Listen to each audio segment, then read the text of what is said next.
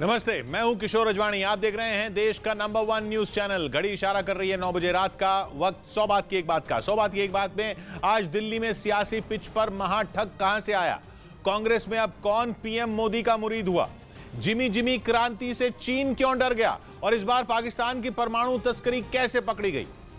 Breaking news, बिजली संकट के बाद यूक्रेन की राजधानी कीव में पानी का बड़ा संकट आ गया है। वहां के करीब 80% इलाके में पीने का पानी नहीं है।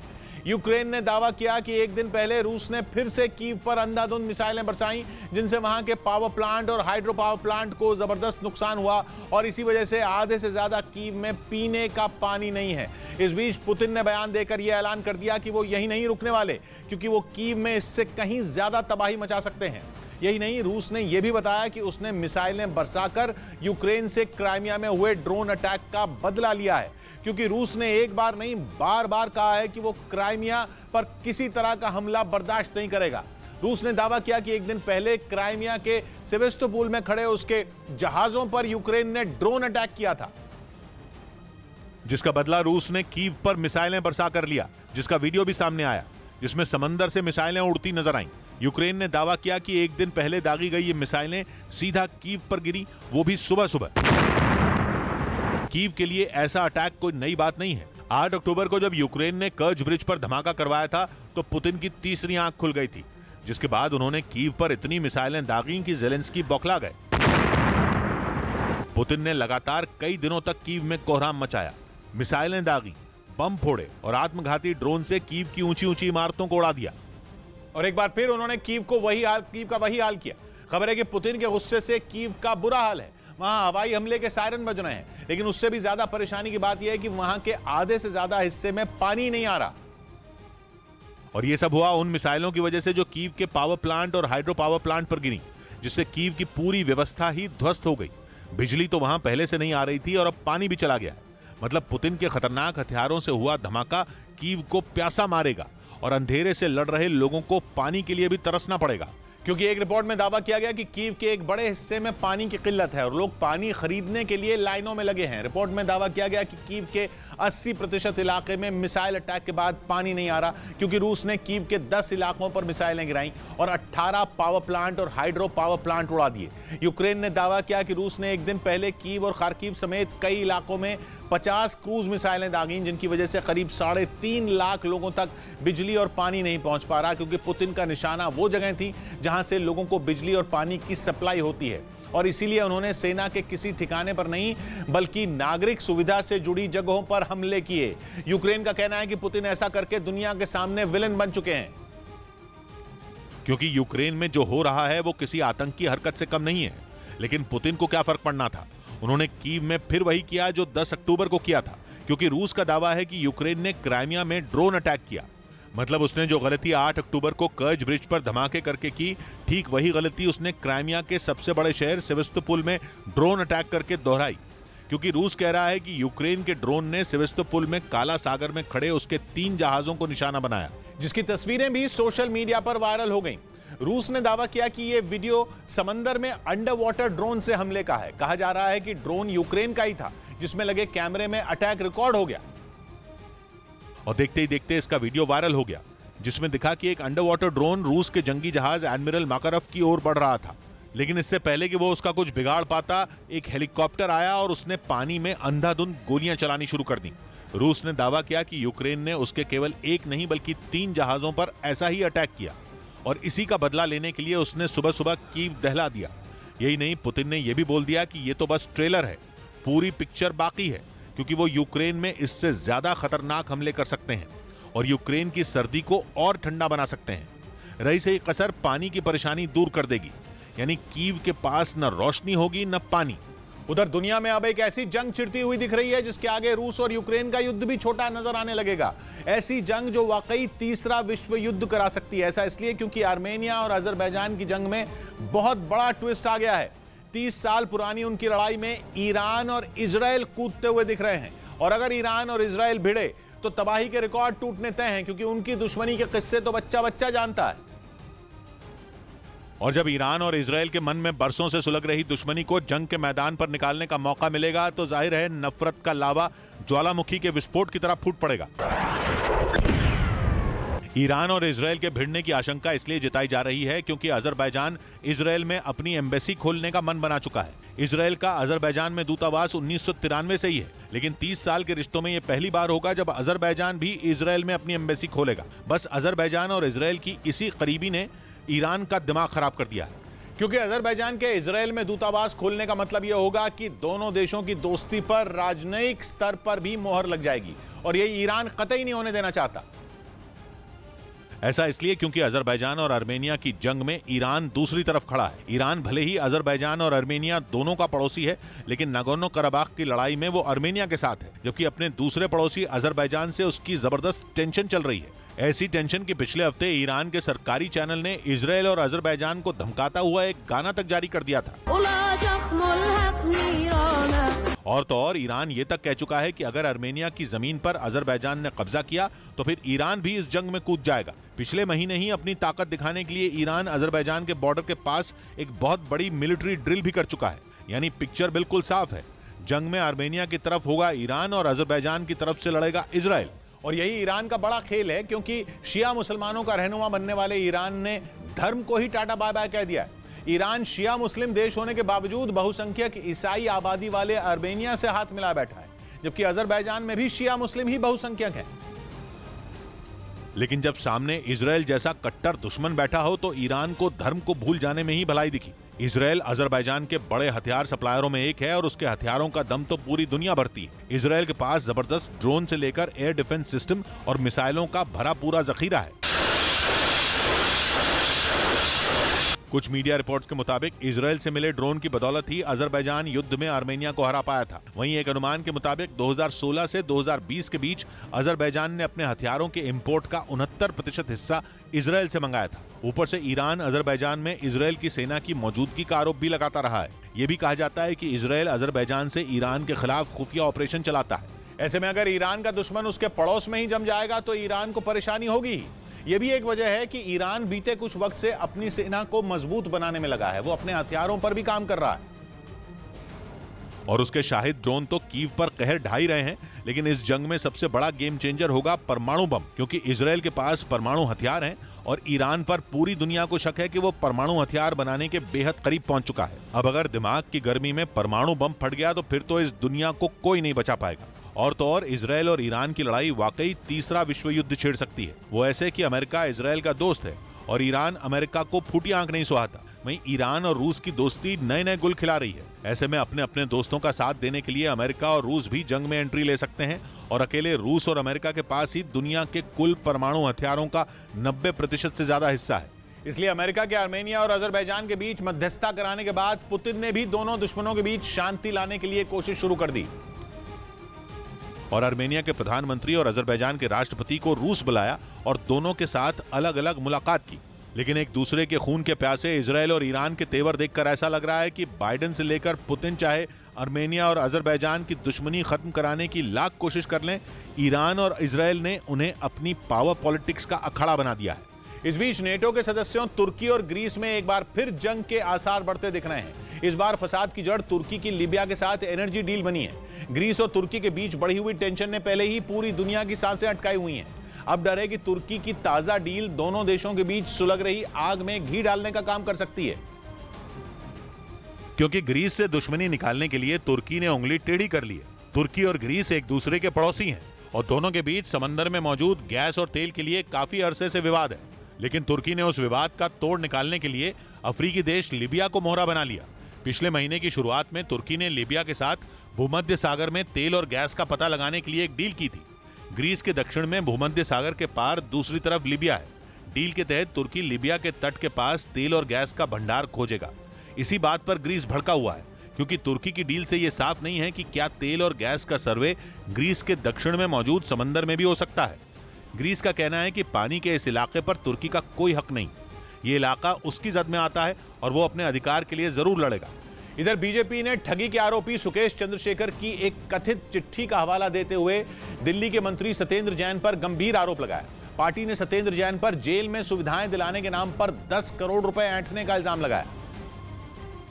और बीजेपी ने दावा किया कि इसी मामले में सुकेश ने दिल्ली के एलजी को चिट्ठी लिखी थी। फर्जीवाड़ा करके लूटने का काम सत्येंद्र जैन करते हैं। आरोप लगा तो अरविंद केजरीवाल ने भी पलटवार किया। के मुद्दे को दबा के उसको डाइवर्ट करने के लिए और सक्सेसफुली डाइवर्ट कर दिया उन्होंने। सत्येंद्र जैन मनी लॉन्ड्रिंग के मामले में तिहाड़ जेल में बंद है। उधर ओडिशा के कालाहांडी में एक पुल टूटने से 2 गाड़ियां नीचे गिर गईं, जिसमें 7 लोग गंभीर रूप से घायल हो गए, जिन्हें पुलिस ने इलाज के लिए अस्पताल पहुंचाया। जानकारी के मुताबिक पुल बहुत पुराना होने की वजह से जर्जर हालत में था, लिहाजा 2 गाड़ियां एक साथ पुल पर आ जाने की वजह से वो ढह गया और दोनों गाड़ियां नीचे गिर गईं। इस बीच T20 वर्ल्ड कप के 33वें मुकाबले में इंग्लैंड ने न्यूजीलैंड को 20 रन से हरा दिया। इंग्लैंड ने पहले खेलते हुए 20 ओवर में 179 रन बनाए, जिसके जवाब में न्यूजीलैंड की टीम 6 विकेट पर 159 रन ही जोड़ पाई। इस जीत के साथ इंग्लैंड के सेमीफाइनल में पहुंचने की उम्मीद बरकरार है, लेकिन उसे अगले मैच में ऑस्ट्रेलिया को हराना होगा। इस बीच यूक्रेन में भड़की जंग की आंच में उसका पड़ोसी मोल्दोवा भी झुलसता हुआ दिख रहा है। हुआ ये कि रूस की एक मिसाइल मोल्दोवा में जा गिरी। मोल्दोवा भी कभी सोवियत संघ का हिस्सा हुआ करता था, लेकिन आज वो अपना पाला बदल चुका है और नेटो में शामिल होने के लिए छटपटा रहा है। इसलिए जैसे ही रूस की मिसाइल का मलबा मोल्दोवा में गिरा तो हर तरफ हड़कंप मच गया। ऐसा लगा मानो पुतिन ने मोल्दोवा पर भी चढ़ाई शुरू कर दी हो। मिसाइल के मोल्दोवा के एक गांव में गिरने का वीडियो भी सामने आया। हालांकि बाद में मोल्दोवा ने साफ किया कि रूस ने उसे निशाना नहीं बनाया, बल्कि उसने मिसाइल यूक्रेन पर ही चलाई थी। लेकिन यूक्रेन के एयर डिफेंस सिस्टम ने उसे पहले ही मार गिराया, क्योंकि यूक्रेन और मोल्दोवा पड़ोसी हैं और रूस का हमला दोनों की सीमा के पास ही हुआ था। इसलिए मिसाइल का मलबा उत्तरी मोल्दोवा में जा गिरा। लेकिन मोल्दोवा के लिए मुसीबत बस इतनी नहीं है। रूस के हमले का विरोध करने की उसे बहुत बड़ी कीमत चुकानी पड़ रही है, क्योंकि रूस ने उसे गैस सप्लाई काफी कम कर दी है, जिसकी वजह है मोल्दोवा का जंग में यूक्रेन के साथ खड़ा होना। मोल्दोवा रूस से मिलने वाली गैस के भरोसे था, लेकिन रूस ने उसे नेचुरल गैस की डिलीवरी में 40% की कटौती कर दी है। इस वजह से अब मोल्दोवा में बिजली का बहुत बड़ा संकट खड़ा हो गया है। मोल्दोवा कुछ बिजली यूक्रेन से खरीदता था, लेकिन रूस यूक्रेन के पावर प्लांटों पर इतने हमले कर रहा है कि यूक्रेन ने भी बिजली का एक्सपोर्ट बंद कर दिया है। अब डर है कि सर्दियों में मोल्दोवा के 25 लाख लोगों को बिना बिजली के गुजारा करना पड़ेगा। इधर चेन्नई में लगातार हो रही भारी बारिश की वजह से कई रिहायशी इलाकों में पानी भर गया। कई इलाकों में तो सड़कें भी डूब गईं। और बारिश का पानी लोगों के घरों में घुस गया। हालात ऐसे हो गए कि सड़क पर निकलना भी मुश्किल हो गया। कई गाड़ियां पानी में फंस गईं। वहीं एक ट्रक गड्ढे में फंसा हुआ नजर आया। मौसम विभाग की भारी बारिश की चेतावनी के बाद तमिलनाडु के कुछ जिलों में स्कूल और कॉलेज बंद कर दिए गए। उधर तेलंगाना के मनुगोडे में उपचुनाव से पहले आयकर विभाग का बड़ा एक्शन देखने को मिला। वहां तेलंगाना के ऊर्जा मंत्री के पर्सनल सेक्रेटरी के घर पर इनकम टैक्स की टीम ने छापा मारा, जिसमें करीब 49 लाख कैश बरामद किया गया। प्रभाकर रेड्डी तेलंगाना के ऊर्जा मंत्री जगदीश रेड्डी के पर्सनल सेक्रेटरी हैं। आयकर विभाग ने यह कार्रवाई उस वक्त की जब नलगोंडा के मुनुगोडे निर्वाचन क्षेत्र में 3 नवंबर को उपचुनाव होना है। इस बीच महाराष्ट्र के पुणे में एक रेस्टोरेंट में भीषण आग लगने से अफरा तफरी मच गई, जिसकी जानकारी मिलने पर दमकल विभाग की 5 गाड़ियां मौके पर पहुंची और घंटों की कोशिश के बाद आग को बुझाया जा सका, लेकिन रेस्टोरेंट को काफी नुकसान हुआ। पूरा ब्लास्ट हो गया, कांच वगैरह नीचे गिर गए सब। आग लगने की वजह का पता नहीं चल पाया।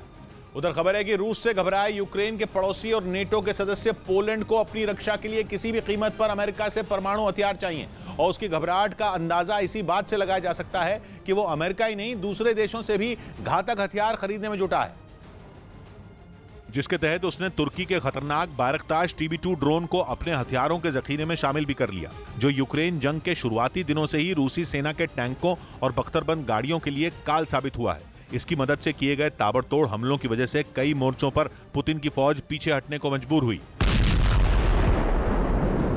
और अब पोलैंड तुर्की से इस ड्रोन को खरीदने वाला पहला नेटो देश बन गया। 6 बायरक्तार TB2 ड्रोन की पहली खेप पोलैंड पहुंच भी गई, जबकि डील के तहत पोलैंड को अभी 18 ड्रोन और मिलने हैं। लेकिन रूस से निपटने के लिए पोलैंड की हथियार जुटाने की होड़ इतने पर ही थमती नजर नहीं आ रही। पश्चिमी मीडिया ने दावा किया कि उसने एक बार फिर अमेरिका में अपनी जमीन पर परमाणु बम तैनात करने के लिए बातचीत तेज कर दी, जिसकी वजह है रूस के परमाणु हमले का डर, क्योंकि अगर पुतिन ने पोलैंड पर एटम बम गिराया तो उसके पास अपनी रक्षा के लिए कोई भी परमाणु हथियार नहीं है। और अगर अमेरिका ने पोलैंड को नेटो के न्यूक्लियर शेयरिंग प्रोग्राम का हिस्सा नहीं बनाया तो उस पर आफत आ जाएगी। ऐसे में पोलैंड की टेंशन जायज भी है, क्योंकि जंग की शुरुआत से ही वो खुलकर यूक्रेन के साथ खड़ा रहा है। साथ ही अमेरिका और पश्चिमी देशों से मिले जिन आधुनिक और घातक हथियारों से यूक्रेन पुतिन की फौज को कड़ी टक्कर दे रहा है, वो सभी पोलैंड से होकर उसके पास पहुंचे हैं, और यही पोलैंड के डर की सबसे बड़ी वजह भी है। क्योंकि पुतिन लगातार ये कहते रहे हैं कि ऐसे हथियार जो रूस के लिए खतरा साबित होंगे उनके लिए नेटो देशों को बड़ी कीमत चुकानी होगी, और अगर पुतिन की परमाणु हमले वाली धमकी हकीकत में बदल गई तो उसका पहला शिकार पोलैंड बन सकता है, क्योंकि रूस और पोलैंड के बीच की दूरी करीब 5000 किलोमीटर है। यानी पोलैंड पुतिन के परमाणु हथियारों की रेंज में है। वो बात अलग है कि पोलैंड और रूस एक दूसरे के साथ कोई बॉर्डर शेयर नहीं करते, लेकिन पोलैंड की करीब 500 किलोमीटर लंबी सीमा यूक्रेन से लगती है, जहां अपने कब्जे वाले इलाकों से भी रूस उसे निशाना बना सकता है। पोलैंड के डरने की एक और वजह है, वो ये कि वो नेटो और यूरोपियन यूनियन दोनों का हिस्सा है, और ये दोनों ही रूस के दुश्मन बने बैठे हैं। इधर गुजरात में पाकिस्तान समेत 3 देशों से आए अल्पसंख्यकों के लिए केंद्र सरकार ने बड़ा फैसला किया। गृह मंत्रालय ने इन लोगों को भारत की नागरिकता दिए जाने का नोटिफिकेशन जारी कर दिया, जिसके तहत गुजरात के आणंद और महसाना में रह रहे हिंदू, सिख, जैन, बौद्ध, पारसी और ईसाई समुदाय के लोगों को भारत की नागरिकता दी जाएगी। इसके लिए ऐसे लोगों को अपने आवेदन ऑनलाइन जमा करने होंगे। उधर महाराष्ट्र के नेरल और माथेरन के बीच चलने वाली टॉय ट्रेन को पटरी से उतारने की साजिश को नाकाम कर दिया गया। 22 अक्टूबर को फिर से शुरू हुई टॉय ट्रेन के ट्रैक पर रॉड के टुकड़े रखे मिले, लेकिन ट्रेन के ड्राइवर ने समय रहते रॉड के टुकड़ों को देख लिया, जिससे बड़ा हादसा होने से बच गया। मामले की जानकारी रेलवे अधिकारियों को मिलने पर जांच के आदेश दे दिए गए। इस बीच महाराष्ट्र सरकार ने सलमान खान की सुरक्षा बढ़ा दी। हाल के दिनों में उनको कई बार धमकियां मिलने की खबरें आई थी, और इसलिए उनको एक्स कैटेगरी से ऊपर Y+ सुरक्षा दी गई। राज्य सरकार के फैसले के बाद मुंबई पुलिस अब उनको Y+ सुरक्षा देगी। सिद्धू मूसेवाला के कत्ल के बाद लॉरेंस बिश्नोई गैंग की ओर से उनको धमकी दिए जाने की खबरें आई थी। उधर ईरान ने आरोप लगाया कि उसके शिराज शहर में हुए आतंकी हमले के पीछे इजराइल का हाथ है। 26 अक्टूबर को वहां शिया मुसलमानों की एक मस्जिद पर हुए हमले में 15 लोगों की मौत हो गई थी, क्योंकि हमलावर जैसे ही मस्जिद के अंदर पहुंचे उन्होंने तेजी से गोलियां चलानी शुरू कर दी थी। अचानक हुए इस हमले के बाद वहां भगदड़ मच गई। लोग जान बचाने के लिए भागते नजर आए, लेकिन हमला करने वाले आतंकी अलग अलग हिस्सों में फैलकर गोलियां चलाते रहे। इस बीच कुछ लोग गोली का शिकार होकर वहां जमीन पर गिरे हुए भी नजर आए थे। इस भगदड़ में कुछ लोग अपनी जान बचाने में कामयाब भी हुए, जबकि आतंकी लगातार गोलियां बरसाते रहे। हालांकि थोड़ी देर बाद ही पुलिस ने 2 हमलावरों को दबोच लिया था। दावा किया गया कि एक हमलावर वहां से भागने में कामयाब रहा था। बाद में इस हमले की जिम्मेदारी ISIS ने ली थी। लेकिन अब ईरान खुलकर दावा कर रहा है कि शिराज शहर में आतंकी हमला इजराइल नहीं करवाया, क्योंकि वो उसकी बढ़ती ताकत से बौखला गया है। साथ ही रूस के साथ बढ़ती ईरान की नजदीकी भी इजराइल के लिए सिरदर्द बनती जा रही है। और यूक्रेन जंग में तो शाहिद 136 ड्रोन की वजह से इन दोनों की दोस्ती खुलकर दुनिया के सामने आ गई।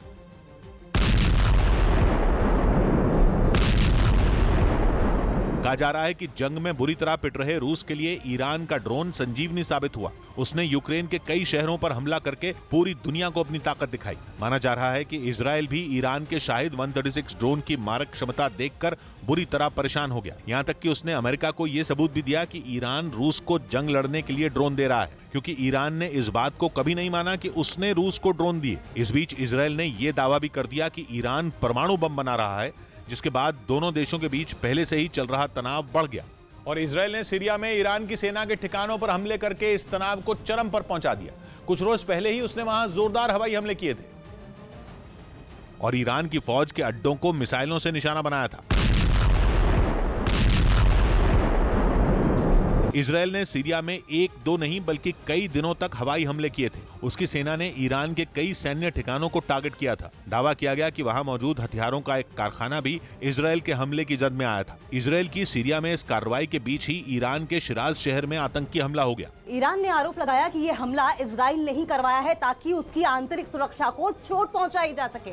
ईरान के मुताबिक इजराइल ने उस पर 2 तरफा वार किया और इसी से भड़के ईरान ने इजराइल को चेतावनी दे दी कि उसकी जमीन पर खून बहाने वाले को अंजाम भुगतना होगा। यही नहीं, ईरान ने यह दावा भी किया कि इजराइल ISIS के मुखौटे के पीछे छिप नहीं सकता। इधर पश्चिम बंगाल के उत्तर 24 परगना में नौकरी की मांग पर जोरदार हंगामा हुआ। वहां भारी तादाद में पहुंचे छात्रों ने जमकर प्रदर्शन किया, लेकिन मामला तब बिगड़ गया जब पुलिस वालों ने उनके साथ सख्ती बरती। शांतिपूर्ण तरीके से नौकरी की मांग को लेकर प्रदर्शन कर रहे छात्र शिक्षा भवन को घेरना चाहते थे, पर जैसे ही वो मेट्रो स्टेशन से बाहर निकले पुलिस ने उन्हें आगे बढ़ने से रोक दिया। लेकिन जब छात्र नहीं माने तो पुलिस वालों ने उन पर और सख्ती बरती। कई पुलिसकर्मी छात्रों को एक-एक कर जबरदस्ती बसों में बिठाकर दूर भेजते रहे। पुलिस के इस रवैये से नाराज छात्र उग्र हो गए और जमकर हंगामा किया। जानकारी के मुताबिक प्रदर्शन कर रहे छात्र पश्चिम बंगाल स्कूल सर्विस कमीशन से नई भर्ती की मांग कर रहे थे। इस बीच रूस ने दावा किया कि अमेरिका के राष्ट्रपति ज़ेलेंस्की की बार-बार मदद मांगने की आदत से परेशान है और ज़ेलेंस्की से, और उनकी नाराजगी जून के दौरान सामने भी आ गई थी, जिसके बाद ज़ेलेंस्की को बाइडेन को मनाना पड़ा था, क्योंकि बाइडेन ने ज़ेलेंस्की से नाराज होकर कहा था कि उन्होंने अमेरिका से मदद तो ली लेकिन कभी शुक्रिया अदा नहीं किया, क्योंकि यूक्रेन जंग में उनकी सेना अमेरिकी मदद की वजह से टिकी हुई है। क्योंकि अमेरिका हथियार नहीं देता तो पुतिन को ज़ेलेंस्की और उनकी आर्मी का काम तमाम करने में ज्यादा वक्त नहीं लगता। 24 फरवरी को जब जंग शुरू हुई थी तो बाइडेन ने साफ कर दिया था कि उनकी सेना जंग का हिस्सा नहीं बनेगी, क्योंकि यूक्रेन नेटो का हिस्सा नहीं है। लेकिन इसका मतलब यह बिल्कुल नहीं था कि अमेरिका ने यूक्रेन का साथ छोड़ दिया, क्योंकि अमेरिका ने अरबों डॉलर के हथियार ज़ेलेंस्की को दिए थे, जिनकी मदद से यूक्रेन की सेना पुतिन की आर्मी से डट कर लड़ी। लेकिन रूस की सरकारी एजेंसी ने दावा किया कि जून में अमेरिका के राष्ट्रपति ज़ेलेंस्की से नाराज हो गए थे, क्योंकि बाइडेन ने ज़ेलेंस्की को यह बताने के लिए फोन किया था कि वो यूक्रेन को मदद भेज रहे हैं, लेकिन ज़ेलेंस्की ने इसके लिए धन्यवाद नहीं कहा और बाइडेन से और हथियार मांगने लगे। रूस की सरकारी एजेंसी का दावा है कि इसी वजह से बाइडेन ज़ेलेंस्की पर भड़के, क्योंकि उन्होंने फोन पर ज़ेलेंस्की को बताया कि अमेरिका यूक्रेन को $1 बिलियन यानी भारतीय रुपयों में 8,000 करोड़ रुपए की मदद दे रहा है, जिनमें वो खतरनाक हथियार भी शामिल थे जिनसे यूक्रेन की सेना रूस से लड़ती। रिपोर्ट में दावा किया गया कि ज़ेलेंस्की ने एक बार भी बाइडेन को मदद के लिए थैंक यू नहीं कहा और बाइडेन से दूसरी चीजों की डिमांड करने लगे, जिसकी वजह से बाइडेन ने आपा खो दिया और वो ज़ेलेंस्की पर चिल्ला उठे। मतलब रूस कह रहा है कि ज़ेलेंस्की की मदद मांगने की आदत ने बाइडेन को परेशान कर दिया है और इसी वजह से बाइडेन ज़ेलेंस्की पर भड़क गए थे, जिसके बाद ज़ेलेंस्की को उनके आगे झुकना पड़ा, क्योंकि रूस से लड़ने के लिए यूक्रेन को सबसे ज्यादा अमेरिका की जरूरत है। क्योंकि अगर अमेरिका ने जंग में ज़ेलेंस्की का साथ नहीं दिया तो यूक्रेन कहीं का नहीं रहेगा। ज़ेलेंस्की ने अपनी इस मजबूरी को समझा और अमेरिका के सामने नाक रगड़ी। जून में ज़ेलेंस्की का बाइडेन का शुक्रिया अदा करने वाला वीडियो वायरल हुआ था। कहा जा रहा है कि यह वीडियो ज़ेलेंस्की ने बाइडेन को मनाने के लिए बनाया था। अमेरिका वो देश है जो पहले दिन से यूक्रेन को हथियार दे रहा है, लेकिन ज़ेलेंस्की ने कई बार अमेरिका पर नाराजगी जताई और ये जताने की कोशिश की कि यूक्रेन को ये जंग नेटो की वजह से झेलनी पड़ रही है, क्योंकि अगर यूक्रेन नेटो का हिस्सा होता तो रूस उसका ऐसा हाल नहीं करता और यूक्रेन उन सारे खतरनाक हमलों से बच जाता जो 250 दिन से उसे झेलने पड़ रहे हैं। ज़ेलेंस्की ने एक बार नहीं बल्कि कई मौकों पर यह जाहिर किया कि वो पश्चिमी देशों से नाराज हैं। उन्होंने कभी समय पर हथियार न मिलने का आरोप लगाया तो कभी कहा कि उन्हें नेटो में शामिल करने में आनाकानी की जा रही है। इसके बावजूद जंग के दौरान नेटो देश यूक्रेन को हथियार देते रहे, लेकिन उनका एहसान मानने के बजाय ज़ेलेंस्की डिमांड बढ़ाने लगे, जिसकी वजह से जून में उन्हें बाइडेन की नाराजगी झेलनी पड़ी, जिसके बाद उन्होंने उनसे थैंक यू कहा। तब जाकर बाइडेन माने। हालांकि यह सारा दावा रूस का है, क्योंकि अमेरिका ने यूक्रेन की मदद नहीं रोकी। अक्टूबर में जब यूक्रेन पर जंग का सबसे बुरा वक्त आया, तब भी अमेरिका ने आर्थिक पैकेज देने का फैसला किया था, क्योंकि यूक्रेन में इस समय जो हालात हैं वो वाकई डराने वाले हैं, क्योंकि कीव में दुश्मन की वापसी हो चुकी है और ज़ेलेंस्की की राजधानी ही खतरे में है। इधर दिल्ली में एक बार फिर प्रदूषण खतरनाक स्तर पर पहुंच गया, जिसकी वजह से हवा बेहद खराब कैटेगरी में पहुंच गई। इस दौरान दिल्ली का AQI 551 दर्ज किया गया और प्रदूषण की वजह से हर तरफ धुंध की चादर छाई हुई नजर आई। दम दिल्ली की जनता का घुट रहा है। मौसम विभाग के मुताबिक हवा की रफ्तार बेहद धीमी होने की वजह से आने वाले कुछ दिनों तक प्रदूषण का संकट बना रह सकता है। उधर महाराष्ट्र के नासिक में एक पंपिंग स्टेशन में घुसे तेंदुए को पकड़ लिया गया, जिसकी जानकारी वन विभाग की टीम को दी गई और तेंदुए को उन्हें सौंप दिया गया। पंपिंग स्टेशन में घुसे तेंदुए को पकड़ने के लिए पिंजरा लगाया गया, जिसमें कुछ देर बाद वो कैद हो गया, जिसकी जानकारी मिलने पर वन विभाग की टीम उसे साथ ले गई। इस बीच कारोबारी हफ्ते के दूसरे दिन भी शेयर बाजार हरे निशान पर बंद हुआ। सेंसेक्स तो 61,000 के पार चला गया और वो 375 अंकों की बढ़त के साथ 61,121 पर बंद हुआ। वहीं निफ्टी 133 अंक बढ़कर 18,145 पर रहा। कारोबार के दौरान बैंकिंग को छोड़कर लगभग हर सेक्टर के शेयरों में खरीदारी देखी गई। उधर रूस की फौज के काफिले का एक ऐसा वीडियो सामने आया जिसने यूक्रेन की फौज की टेंशन बढ़ा दी। रूस बहुत बड़ी तादाद में सीमेंट से बने बंकरों को यूक्रेन में भेज रहा है। रूस की फौज की ये तैयारियां हैरान करने वाली हैं, क्योंकि माना जा रहा है कि रूस की ये तैयारी किसी बड़े प्लान का हिस्सा है। रात के अंधेरे में यूक्रेन में दाखिल होते रूस के काफिले का ये वीडियो हैरान करने वाला है। बड़े बड़े ट्रकों पर सीमेंट से बने बंकरों को रखा गया था। एक दूसरे वीडियो में सड़क किनारे बंकर रखे हुए भी दिखाई दिए। दावा यह है कि खैरसॉन में पिछले करीब 15 दिन से भयंकर संघर्ष चल रहा है। न रूस पीछे हटने को तैयार है और न ही यूक्रेन अपना दावा छोड़ने पर राजी है। दावा तो यह है कि यूक्रेन की तरफ से हो रही बमबारी ने रूस की फौज की हालत खराब की हुई है। ज़ेलेंस्की ने पिछले हफ्ते ही दावा किया था कि वो खैरसॉन को रूस से छीनने का जल्द ही ऐलान करने वाले हैं। जंग के इस मोड़ पर हजारों बंकर पहुंचाने की पहेली यूक्रेन को परेशान करने वाली है। क्योंकि माना जा रहा है कि खैरसॉन को रूस किसी भी कीमत पर अपनी मुट्ठी से फिसलने नहीं देना चाहता, इसलिए वो यूक्रेन पर पलटवार करने के लिए पूरी ताकत लगाने पर जोर दे रहा है।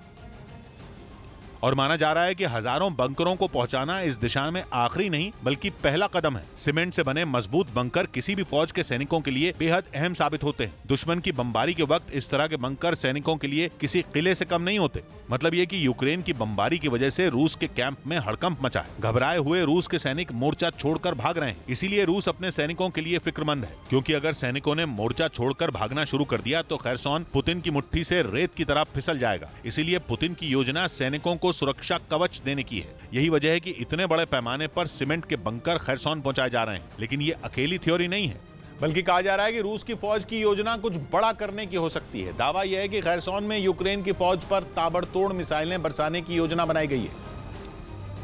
और इस बार मिसाइलों के ये हमले ऐसे होंगे जो यूक्रेन की फौज के छक्के छुड़ा दें। मतलब ये कि यूक्रेन की फौज खैरसॉन को छीनने का सपना ही भूलने पर मजबूर हो जाए। इस दौरान रूस के सैनिकों को महफूज रखने के लिए ये बंकर जरूरी हो सकते हैं। जबकि सोशल मीडिया पर तो यहाँ तक दावा किया जा रहा है कि पुतिन की तैयारी केमिकल वेपन के इस्तेमाल की है, इसीलिए सीमेंट से बने बंकर रूस के सैनिकों तक पहुंचाए जा रहे हैं। माना जा रहा है कि खैरसॉन में रूस और यूक्रेन इस वक्त पूरा दम लगा चुके हैं। वहाँ दोनों सेनाओं के बीच संघर्ष जल्द ही किसी नतीजे तक पहुंच सकता है।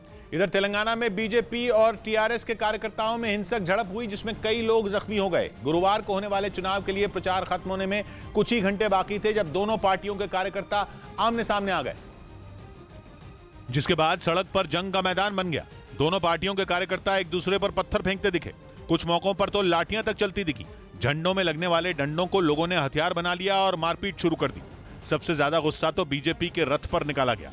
बीजेपी एक बड़े ट्रक को सजाकर प्रचार के लिए इस्तेमाल कर रही है, लेकिन टीआरएस ने इसी गाड़ी पर खूब पत्थर बरसाए। दोनों पार्टियों के कार्यकर्ताओं के सिर पर खून सवार दिखने लगा। पुलिस वालों ने कई बार बीच बचाव की कोशिश की, लेकिन कार्यकर्ताओं की भीड़ के सामने पुलिस वाले काफी कम थे। पुलिस वालों को भी हालात संभालने के लिए लाठियां चलानी पड़ी। दोनों तरफ से हुई हिंसा में कई कार्यकर्ताओं और नेताओं के जख्मी होने की खबर है। चुनाव आयोग ने घटना की जांच कराने की बात कही है। तेलंगाना की इसी सीट से कांग्रेस विधायक राजगोपाल रेड्डी बीजेपी में शामिल हो गए थे। उनके इस्तीफे के कारण ही उपचुनाव हो रहा है। राजगोपाल रेड्डी ही बीजेपी की टिकट से चुनाव मैदान में है।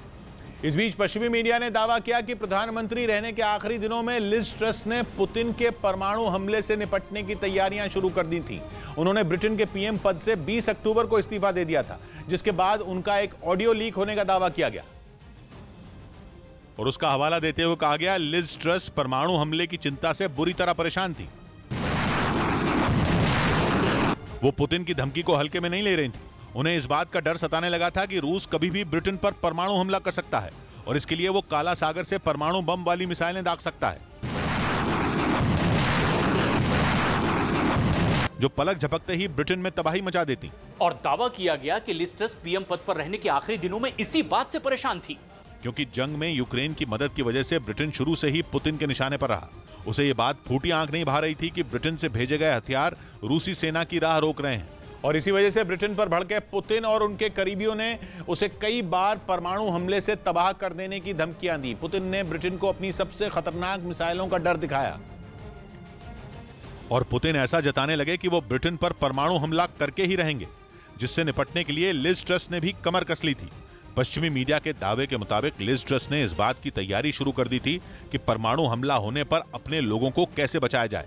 और उनका ऑडियो लीक होने के बाद यह दावा किया गया कि उन्होंने ब्रिटेन में प्रोटेक्ट एंड सर्वाइव प्लान शुरू करने की तैयारी कर ली थी। इस प्लान के तहत लोगों को यह बताया जाता है कि परमाणु हमला होने पर कैसे सुरक्षित रहा जाए। दावा किया गया कि इससे पहले कि वो इस प्लान को शुरू कर पाती, उन्होंने इस्तीफा दे दिया।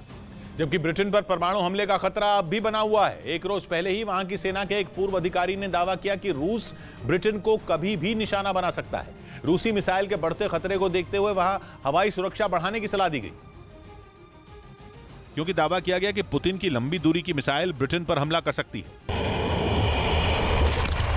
जिसके बाद ब्रिटेन ने भी रूस को चेतावनी दे दी कि उसे उसी की भाषा में जवाब दिया जाएगा, यानी अगर ब्रिटेन पर रूसी मिसाइल बरसी तो रूस भी खतरे में पड़ जाएगा। ब्रिटेन के विदेश मंत्री ने पुतिन को धमकी दे दी कि अगर ब्रिटेन निशाना बना तो यूक्रेन की जंग नया मोड़ ले लेगी, क्योंकि तब जंग सीधी रूस और ब्रिटेन के बीच छिड़ जाएगी और फिर ऐसी तबाही होगी जिसमें कई देश बर्बाद हो जाएंगे। ब्रिटेन के विदेश मंत्री ने दावा किया कि अगर ऐसा हुआ तो पुतिन को भी इसका खमियाजा भुगतना पड़ेगा, जो यूक्रेन युद्ध को जीतने के लिए किसी भी हद तक जाने के लिए तैयार हैं।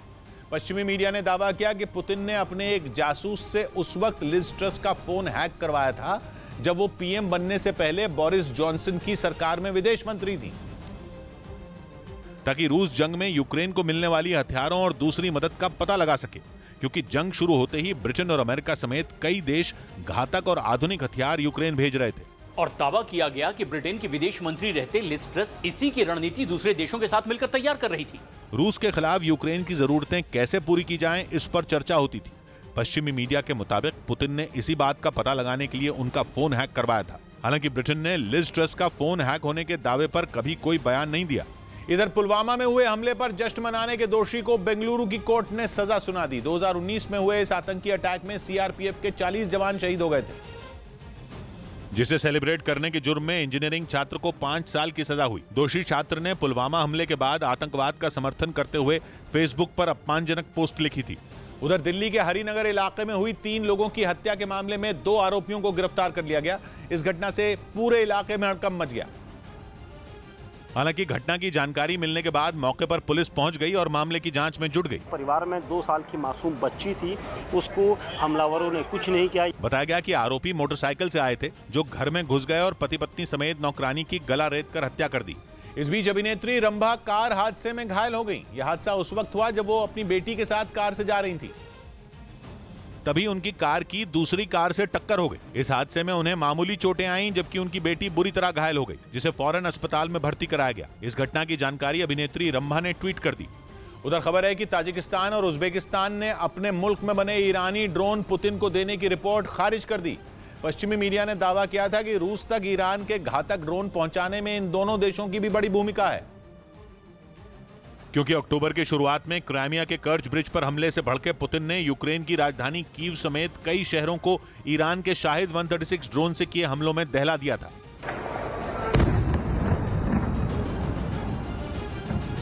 यूक्रेन में इन ड्रोन से मची तबाही के बाद सवाल उठने लगे थे कि आखिर ये ड्रोन रूस तक कैसे पहुंचे और इन्हें कहां बनाया जा रहा है। ईरान के सारे सहयोगी देशों के नाम पर कयास लगाए जा रहे थे, लेकिन इस बीच पश्चिमी मीडिया की एक रिपोर्ट में दावा किया गया कि ईरान ने इन ड्रोन को तैयार करने के लिए ताजिकिस्तान और उज्बेकिस्तान में फैक्ट्री खोली है, जिनमें ईरान के हथियारों के पुर्जे लाए जा रहे हैं। फिर उन्हें असेंबल करने यानी कि जोड़ने का काम उज्बेकिस्तान और तजाकिस्तान में हो रहा है।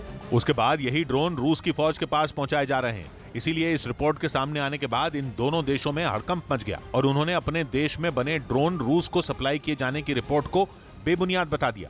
क्योंकि रूस को ईरान के घातक ड्रोन मिलने से अमेरिका और यूरोपियन यूनियन का पारा पहले ही चढ़ा हुआ है। ऐसे में खबर है कि ताजिकिस्तान और उज्बेकिस्तान अमेरिका और यूरोप की नाराजगी मोल नहीं लेना चाहते और इन दोनों देशों की सीधे तौर पर इस जंग में अब तक कोई भूमिका भी सामने नहीं आई है, बल्कि वहां की सरकारें तो हमेशा खुद को जंग से अलग रखती रही हैं और ये भी कहती रही हैं कि वो जंग के पक्ष में नहीं है। लेकिन पश्चिमी मीडिया की रिपोर्ट में तो ये तक दावा किया गया था कि इन दोनों देशों में ईरान के केवल ड्रोन ही नहीं बनाए जा रहे, बल्कि कुछ घातक मिसाइलें भी बनाई जा रही हैं और ईरान की मदद का मतलब पुतिन की मदद है और इसका सीधा मतलब यह कि यूक्रेन में चल रही जंग में रूस का साथ देना। इसीलिए माना जा रहा है कि रिपोर्ट पर खुद को घिरता देख दोनों देशों ने इसे खारिज करने में ही अपनी भलाई समझी। इधर महाराष्ट्र के मुख्यमंत्री एकनाथ शिंदे के ओएसडी राहुल गुटे को नक्सलियों से जान से मारने की धमकी मिलने का मामला सामने आया। जानकारी के मुताबिक उनको चिट्ठी भेजकर धमकी दी गई, जिसमें शिंदे के ओएसडी से गढ़चिरौली में हुई कार्रवाई का बदला लेने और उन्हें मारने की धमकी दी गई। ये चिट्ठी मिलने के बाद महाराष्ट्र पुलिस छानबीन में जुट गई। उधर उत्तर प्रदेश के बदायूं में ट्रिपल मर्डर केस में पीड़ित परिवार ने बीजेपी नेता पर एफआईआर दर्ज करवाई। आरोप है कि बीते सोमवार को समाजवादी पार्टी के नेता राकेश गुप्ता और उनके परिवार पर कुछ लोगों ने फायरिंग की, जिनमें 3 लोगों की मौत हो गई। हत्या की वारदात को अंजाम देने के बाद आरोपी मौके से फरार हो गए थे, जिसके बाद मृतक के परिवार वालों ने बीजेपी नेता पर राजनीतिक रंजिश में हत्या का आरोप लगाया। पुलिस इस मामले की जांच में जुट गई। इस बीच ऑस्ट्रेलिया में परमाणु हथियारों से लैस अमेरिकी बॉम्बर B-52 को तैनात किए जाने की खबरों से चीन आग बबूला हो गया। उसके सरकारी अखबार ग्लोबल टाइम्स ने ऑस्ट्रेलिया पर परमाणु हमले की धमकी दे दी। मतलब चीन ने यह मान लिया कि अमेरिका का यह महाविनाशक ताइवान पर कब्जे के उसके प्लान पर पानी फेर सकता है, जिसे डराने के लिए उसने पिछले कुछ महीनों में अपने कई घातक हथियारों का इस्तेमाल किया। उसने जब चाहा तब ताइवान के करीब मिसाइलें बरसा दी, अपने जंगी जहाजों और लड़ाकू विमानों को उड़ाकर ताइवान को आंख दिखाने की कोशिश की। इसीलिए चीन ने इसकी तैनाती को रोकने के लिए पैंतरेबाजी शुरू कर दी। उसे पता है कि अमेरिका के सामने तो उसकी दाल गलेगी नहीं। ऐसे में वो ऑस्ट्रेलिया को डोंगफेंग सीरीज की शक्तिशाली परमाणु मिसाइलों से डराने में जुटा हुआ है।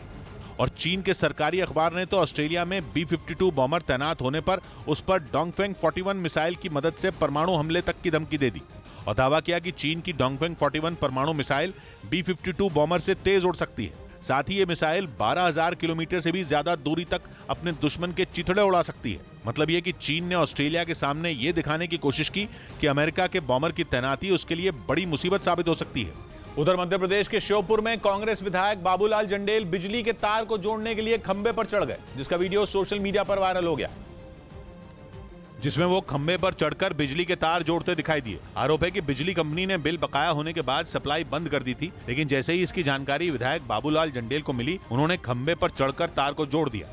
इधर जीएसटी कलेक्शन का आंकड़ा अक्टूबर में 1.5 लाख करोड़ के पार रहा। इसे अर्थव्यवस्था के लिए अच्छा संकेत माना जा रहा है, जिसकी जानकारी वित्त मंत्रालय ने दी और बताया कि अक्टूबर में जीएसटी कलेक्शन 1,52,000 करोड़ रहा। जीएसटी लागू होने के बाद ऐसा दूसरी बार है जब इतनी वसूली हुई। इससे पहले इसी साल अप्रैल में यह आंकड़ा 1,68,000 करोड़ रुपए रहा था। इस बीच रूस और ईरान की बढ़ती नजदीकी से परेशान जेलेंस्की ने उम्मीद जताई कि इजरायल उनकी मदद करेगा, जिसकी सबसे बड़ी वजह है ईरान और इजरायल की सालों पुरानी दुश्मनी, जो समय के साथ बढ़ती जा रही है और यूक्रेन उसी दुश्मनी का फायदा उठाने के चक्कर में है। क्योंकि रूस ने ईरान से आए आत्मघाती ड्रोन से यूक्रेन में ऐसा हमला किया कि जेलेंस्की देखते रह गए। ईरान ने शाहिद 136 की अच्छी खासी मात्रा रूस को दी है, जिनका यूक्रेन में धुआंधार इस्तेमाल हो रहा है। ये ड्रोन आत्मघाती हैं, इसलिए टारगेट के साथ साथ खुद भी उड़ जाते हैं, यानी एक हमले में एक ड्रोन खत्म हो जाता है।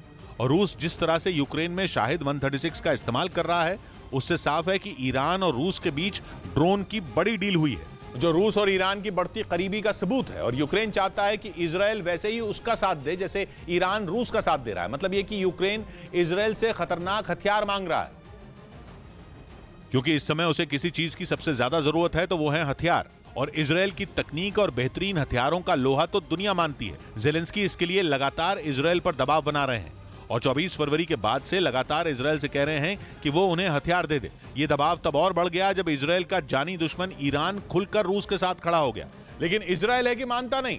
जानकार बताते हैं कि इजरायल यूक्रेन की मदद करके रूस से अपने रिश्ते नहीं बिगाड़ना चाहता, क्योंकि वो ऐसी जगह पर है जहां रहते हुए वो रूस से दुश्मनी मोल नहीं ले सकता, क्योंकि इजरायल की उत्तरी सीमा सीरिया से लगती है और रूस सीरिया में हथियारों का फ्लो कंट्रोल करता है। और अगर इजरायल यूक्रेन में बहुत ज्यादा सक्रिय होता है तो रूस उसकी सीरिया से लगी उत्तरी सीमा पर हालत बिगाड़ सकता है, क्योंकि सीरिया की एयर स्पेस को रूस की आर्मी कंट्रोल करती है। और अगर इजरायल रूस से भिड़ा तो मुमकिन है कि रूस उस पर हवाई हमला करवा दे। लेकिन यूक्रेन चाहता है कि इजरायल उसका साथ दे, जिसके लिए जेलेंस्की यहूदी कार्ड खेल रहे हैं, क्योंकि जेलेंस्की खुद यहूदी हैं और इजरायल यहूदी देश है। और कहा जा रहा है कि मदद मांगने के लिए दी गई उनकी कई दलीलों में एक दलील यह भी है। वैसे ऐसा नहीं है कि ईरान से रूस की नजदीकी इजरायल को परेशान नहीं कर रही, क्योंकि जैसे ही उसे पता चला कि यूक्रेन जंग में रूस ईरान के ड्रोन से लड़ रहा है, उसका मूड खराब हो गया। खबर है कि इस बारे में इजरायल ने पुतिन से बात भी की, लेकिन ये नाराजगी इतनी नहीं थी कि वो यूक्रेन को हथियार दे दे। जबकि जेलेंस्की एक बार नहीं बल्कि कई बार इजरायल से एयर डिफेंस सिस्टम मांग चुके हैं, लेकिन इजरायल ने उसे वो नहीं दिया। लेकिन बदले हालात में यूक्रेन को थोड़ी सी उम्मीद है कि इजरायल उसका साथ दे दे, क्योंकि अब पिक्चर में रूस के साथ ईरान भी खड़ा है। और इसी वजह से जेलेंस्की ने बयान दिया कि अब हम रूस और ईरान से लड़ रहे हैं और इसीलिए मुझे उम्मीद है कि इजरायल हमारी मदद करेगा। मतलब अपना मतलब निकालने के लिए यूक्रेन इजरायल और ईरान की दुश्मनी का इस्तेमाल करना चाहता है और ये तक कह रहा है कि उसे इजरायल से मिलिट्री कम्युनिकेशन सिस्टम मिलने की उम्मीद है। वो अलग बात है कि इजरायल ने हरी झंडी नहीं दिखाई है, क्योंकि इजरायल को रूस से लड़ने के लिए मनाना कोई बच्चों का खेल नहीं है। इधर जम्मू कश्मीर के राजौरी में सड़क बनवाने को लेकर एक यूनिवर्सिटी के छात्रों ने सड़क पर जमकर प्रदर्शन किया। इस दौरान छात्रों की पुलिस से झड़प भी हुई, जिसके बाद पुलिस ने प्रदर्शनकारियों पर जमकर लातें बरसाईं। जो वीडियो सामने आया उसमें कुछ छात्र सड़क के बीचों बीच नारेबाजी करते नजर आए। हालांकि इस दौरान पुलिस के जवानों ने उन्हें समझाने की कोशिश की, लेकिन प्रदर्शन कर रहे छात्रों ने पुलिस की एक न सुनी और सड़क पर बैठ गए।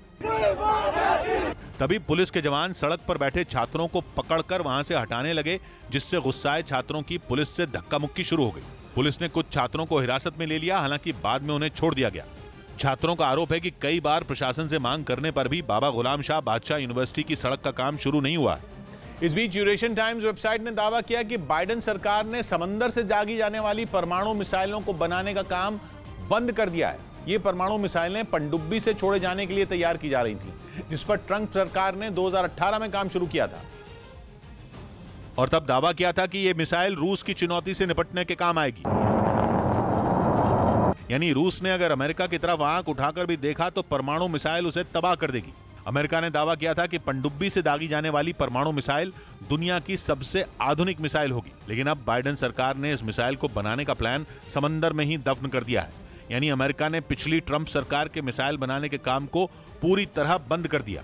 और इसका ऐलान तब किया गया जब अमेरिका ने अपनी परमाणु नीति की समीक्षा की। दावा किया गया कि इस नीति की समीक्षा के बाद अमेरिका ने यह फैसला किया कि उसे किसी नए परमाणु हथियार की जरूरत नहीं है, क्योंकि उसके पास पहले से ही एक से एक घातक मिसाइलें और हथियार हैं, जिनका इस्तेमाल करके वो किसी भी दुश्मन का खात्मा कर सकता है। उसके इस फैसले की एक और वजह यह बताई जा रही है कि जिस मिसाइल को बनाने का काम चल रहा था वो 2035 में पूरा होता। अमेरिका के मुताबिक रूस और यूक्रेन के बीच जिस तरह अभी जंग चल रही है, उसे किसी ऐसे प्लान की जरूरत नहीं जो सालों बाद पूरा हो। क्योंकि अमेरिका ने दावा किया कि रूस से निपटने के लिए उसके पास हथियारों की कमी नहीं है। साथ ही वो ये भी मान रहा है कि रूस किसी भी हाल में उससे और नेटो से नहीं टकराएगा। ऐसे में अमेरिका के इस फैसले के बाद माना जा रहा है कि वो अपना पूरा ध्यान चीन की तरफ लगाना चाहता है, जो हाल के दिनों में उसके लिए बड़ा खतरा बनकर उभरा है। उधर दिल्ली के नजदीक गुरुग्राम में कुत्ता घुमाने के विवाद में एक आदमी ने एक गार्ड की बेरहमी से पिटाई कर दी। मारपीट की यह घटना वहां लगे एक सीसीटीवी कैमरे में रिकॉर्ड हुई, जिसमें रात के वक्त एक आदमी बीच सड़क पर एक सुरक्षाकर्मी पर ताबड़तोड़ लाठियां बरसाता दिखाई दिया। जो वीडियो सामने आया उसमें वो गार्ड उस आदमी से बचने के लिए सड़क पर भागता दिखा, लेकिन जैसे ही वो रुका वो आदमी लाठी लेकर उस पर टूट पड़ा। चंद सेकंड के अंदर ही उसने गार्ड पर लाठियों की बारिश कर दी। इस दौरान उसने एक लाठी गार्ड के सिर पर मार दी। इसके बाद जो हुआ, सिर्फ 3 मिनट के ब्रेक के बाद,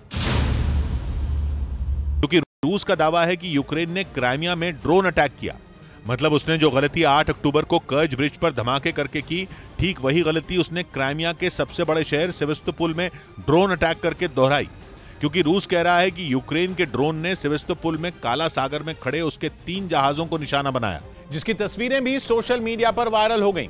रूस ने दावा किया कि यह वीडियो समंदर में अंडर वाटर ड्रोन से हमले का है। कहा जा रहा है कि ड्रोन यूक्रेन का ही था, जिसमें लगे कैमरे में अटैक रिकॉर्ड हो गया और देखते ही देखते इसका वीडियो वायरल हो गया, जिसमें दिखा कि एक अंडर वाटर ड्रोन रूस के जंगी जहाज एडमिरल माकारफ की ओर बढ़ रहा था।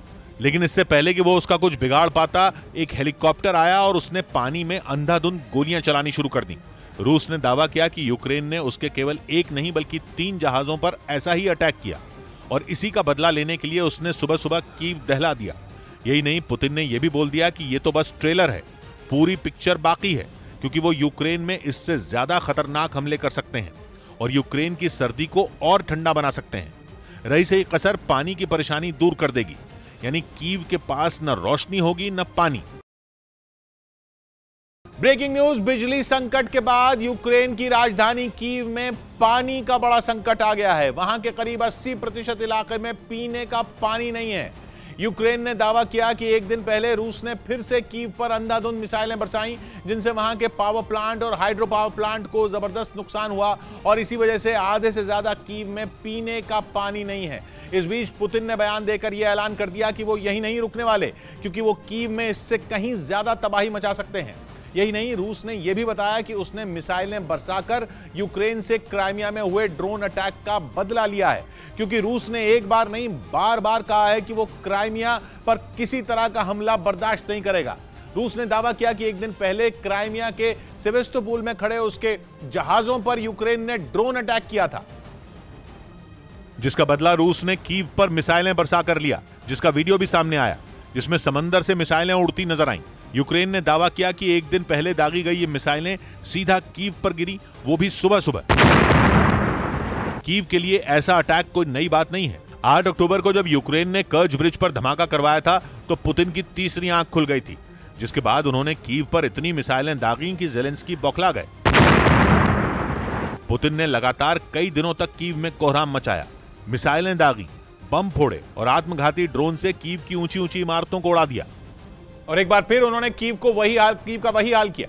खबर है कि पुतिन के गुस्से से कीव का बुरा हाल है। वहां हवाई हमले के सायरन बज रहे हैं, लेकिन उससे भी ज्यादा परेशानी की बात यह है कि वहां के आधे से ज्यादा हिस्से में पानी नहीं आ रहा। और यह सब हुआ उन मिसाइलों की वजह से जो कीव के पावर प्लांट और हाइड्रो पावर प्लांट पर गिरी। जिससे कीव की पूरी व्यवस्था ही ध्वस्त हो गई। बिजली तो वहां पहले से नहीं आ रही थी और अब पानी भी चला गया है। मतलब पुतिन के खतरनाक हथियारों से हुआ धमाका कीव को प्यासा मारेगा और अंधेरे से लड़ रहे लोगों को पानी के लिए भी तरसना पड़ेगा। क्योंकि एक रिपोर्ट में दावा किया गया कि कीव के एक बड़े हिस्से में पानी की किल्लत है और लोग पानी खरीदने के लिए लाइनों में लगे हैं। रिपोर्ट में दावा किया गया कि कीव के 80% इलाके में मिसाइल अटैक के बाद पानी नहीं आ रहा, क्योंकि रूस ने कीव के 10 इलाकों पर मिसाइलें गिराई और 18 पावर प्लांट और हाइड्रो पावर प्लांट उड़ा दिए। यूक्रेन ने दावा किया कि रूस ने एक दिन पहले कीव और खार्किव समेत कई इलाकों में 50 क्रूज मिसाइलें दागीं, जिनकी वजह से करीब 3.5 लाख लोगों तक बिजली और पानी नहीं पहुंच पा रहा, क्योंकि पुतिन का निशाना वो जगह थी जहां से लोगों को बिजली और पानी की सप्लाई होती है और इसीलिए उन्होंने सेना के किसी ठिकाने पर नहीं बल्कि नागरिक सुविधा से जुड़ी जगहों पर हमले किए। यूक्रेन का कहना है कि पुतिन ऐसा करके दुनिया के सामने विलेन बन चुके हैं। क्योंकि यूक्रेन में जो हो रहा है वो किसी आतंकी हरकत से कम नहीं है, लेकिन पुतिन को क्या फर्क पड़ना था। उन्होंने कीव में फिर वही किया जो 10 अक्टूबर को किया था, क्योंकि रूस का दावा है कि यूक्रेन ने क्राइमिया में ड्रोन अटैक किया। मतलब उसने जो गलती 8 अक्टूबर को कर्ज ब्रिज पर धमाके करके की, ठीक वही गलती उसने क्राइमिया के सबसे बड़े शहर सेवास्तोपोल में ड्रोन अटैक करके दोहराई, क्योंकि रूस कह रहा है कि यूक्रेन के ड्रोन ने। ब्रेकिंग न्यूज, रूस और यूक्रेन की जंग पर रूस ने पाकिस्तान पर बहुत बड़ा आरोप लगाया है। रूस का दावा है कि पाकिस्तान और यूक्रेन के बीच परमाणु बम बनाने पर गुपचुप बैठकें चल रही हैं। मतलब यह कि पाकिस्तान इस जंग में यूक्रेन की मदद कर रहा है। इन आरोपों पर पाकिस्तान की तरफ से कोई जवाब नहीं आया है, लेकिन यह दावा हैरान करने वाला है। रूस की तरफ से बाकायदा इस डील से जुड़ी कुछ अहम जानकारियां भी सामने रखी गई हैं। दावा है कि बेहद गुपचुप तरीके से दोनों देशों के अधिकारी और नेता मिल रहे हैं और इस डील को आगे बढ़ाने में लगे हैं। मतलब ये कि पाकिस्तान कोशिश कर रहा है कि यूक्रेन के साथ परमाणु बम, हाथ में परमाणु बम आ जाए, और अगर ऐसा हुआ तो ये जंग का रुख पलटने वाला साबित हो सकता है। रूस ने एक बार फिर अपनी डर्टी बम वाली थ्योरी दोहराई और आरोप लगाया कि यूक्रेन को परमाणु बम पाकिस्तान से मिलने वाला है, जिसके दम पर यूक्रेन एक बड़ी साजिश रच रहा है। मतलब ये कि डर्टी बम वाली थ्योरी ने अब तक दम नहीं तोड़ा है और न ही यूक्रेन की जंग में परमाणु बम के इस्तेमाल की संभावना खत्म हुई है। रूस का आरोप है कि यूक्रेन किसी भी कीमत पर परमाणु बम बनाना चाहता है और इसीलिए वो नेटो का हिस्सा बनना चाहता है। नेटो में जाने का सपना टूट गया तो अब वो पाकिस्तान के सामने हाथ फैला रहा है। रूस की थ्योरी के मुताबिक यूक्रेन के अधिकारी और नेताओं की टीम पाकिस्तान जा चुकी है और इस पर बैठकों का दौर भी शुरू हो चुका है। रूस का आरोप है कि यूक्रेन खुद ही परमाणु बम चलाकर रूस को फंसाने की साजिश बुन रहा है। मतलब ये कि यूक्रेन के किसी भी हिस्से में कम इंटेंसिटी का एक केमिकल वेपन इस्तेमाल किया जाए और आरोप रूस पर लगा दिया जाए। हालांकि इस डर्टी बम वाली थ्योरी को यूक्रेन पहले ही रूस की बड़ी साजिश का एक छोटा हिस्सा बता चुका है, लेकिन इस बार रूस ने अपने इस दावे के साथ कुछ सबूत भी पेश किए हैं। पता चला है कि कुछ निजी कंपनियों को मुखौटा बनाकर पाकिस्तान के साथ डील की तैयारी है और रूस की सरकारी न्यूज एजेंसी ने इससे जुड़ी हैरान करने वाली जानकारी छापी है। दावा किया गया कि यूक्रेन के पूरे प्लान की जानकारी रूस के हाथ लग गई। रूस ने यूक्रेन से जुड़ी इस जानकारी को यूक्रेनियन डॉसियर नाम दिया है। दावा किया गया है कि DMI एसोसिएट्स नाम के इस्लामाबाद के एक आर्म्स डीलर से बल्गेरिया की एक कंपनी संपर्क में है। इस्लामाबाद वाली कंपनी से संपर्क करने वाली बल्गेरिया की कंपनी का नाम है डिफेंस इंडस्ट्री ग्रुप। दावा यह है कि बल्गेरिया के रास्ते कोई भी सामान यूक्रेन तक पहुंचाना आसान हो जाएगा। बल्गेरिया की निजी कंपनियों पर किसी की नजर भी नहीं होगी और सब काम चुपचाप हो जाएगा। दूसरी तरफ एक और डील ऐसी है जिस पर रूस को शक है। पता चला है कि यूक्रेन की कंपनी फॉरमैग ने पाकिस्तान की एक कंपनी से खास तरह के दस्ताने खरीदने की डील की है। ये दस्ताने यूक्रेन की फौज के लिए मंगवाए गए हैं, जिन्हें पाकिस्तान की company blue Lions cargo private limited से मंगवाया गया है। रूस का दावा है कि अचानक पाकिस्तान की कंपनियों के साथ होने वाला ये लेन देन रहस्यमयी है।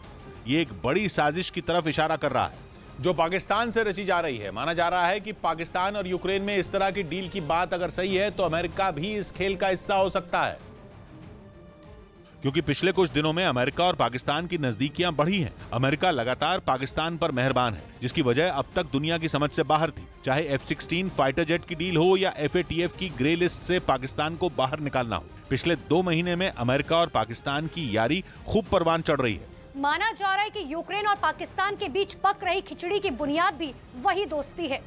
मतलब जो भी डील पाकिस्तान कर रहा हो वो अमेरिका के दबाव में ही कर रहा हो, लेकिन पाकिस्तान की पोल अगर खुल गई तो उसकी सेहत के लिए ये अच्छा नहीं होगा। जिस दिन यूक्रेन में रूस की सेना दाखिल हुई थी उस दिन पाकिस्तान के उस वक्त के प्रधानमंत्री इमरान खान रूस में थे और पुतिन से मिल रहे थे। पाकिस्तान की नई सरकार भी लगातार रूस पर रोरे डाल रही है। पाकिस्तान की कोशिश है कि भारत की तरह उसे भी रूस से सस्ता कच्चा तेल मिल जाए ताकि वो अपनी अर्थव्यवस्था को संभाल पाए।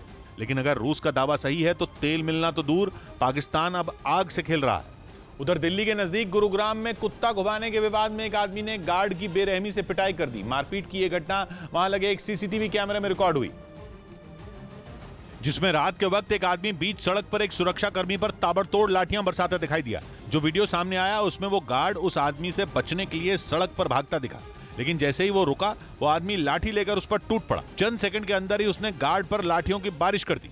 इस दौरान उसने एक लाठी गार्ड के सिर पर मार दी। इसके बाद सिर पर हाथ रखकर घायल गार्ड पास में मौजूद एक मकान के गेट के पास पहुंच गया, लेकिन इसके बाद भी वो आदमी उसे पीटता रहा और यहीं पर मारा है वो।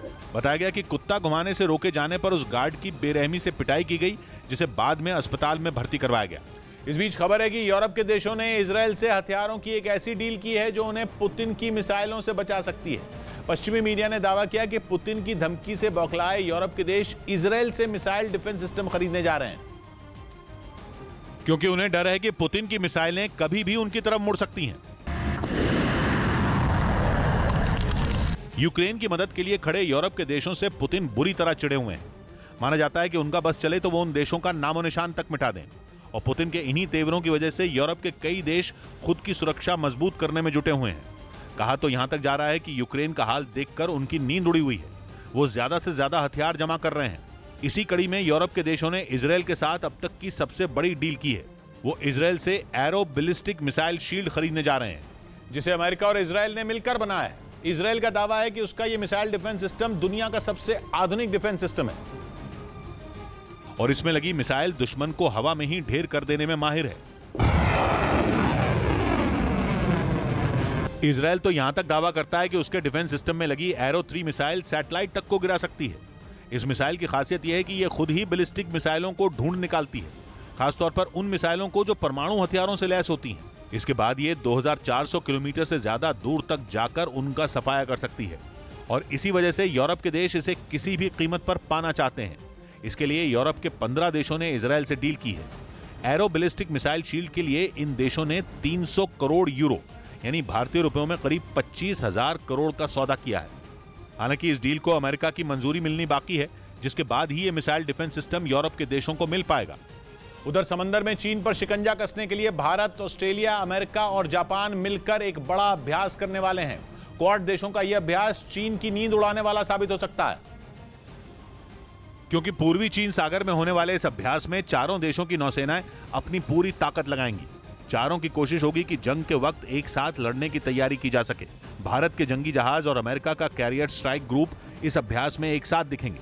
ऑस्ट्रेलिया और जापान की नौसेना के एंटी सबमरीन वेपन दुश्मन की नींद उड़ा सकते हैं। भारत, ऑस्ट्रेलिया, अमेरिका और जापान के संगठन क्वाड को बनाने का मकसद ही चीन की दादागिरी पर लगाम लगाना था, जबकि इस बार तो अभ्यास का थीम ही चीन की नींद उड़ाने वाला है। अभ्यास का फोकस पॉइंट होगा रैपिड डिप्लॉयमेंट, यानी कि जंग के हालात में कैसे ये चारों देश एक साथ मिलकर बेहतर तालमेल से अपने जंगी जहाजों को तैनात करेंगे। ये अभ्यास 8 नवंबर से 18 नवंबर तक चलेगा।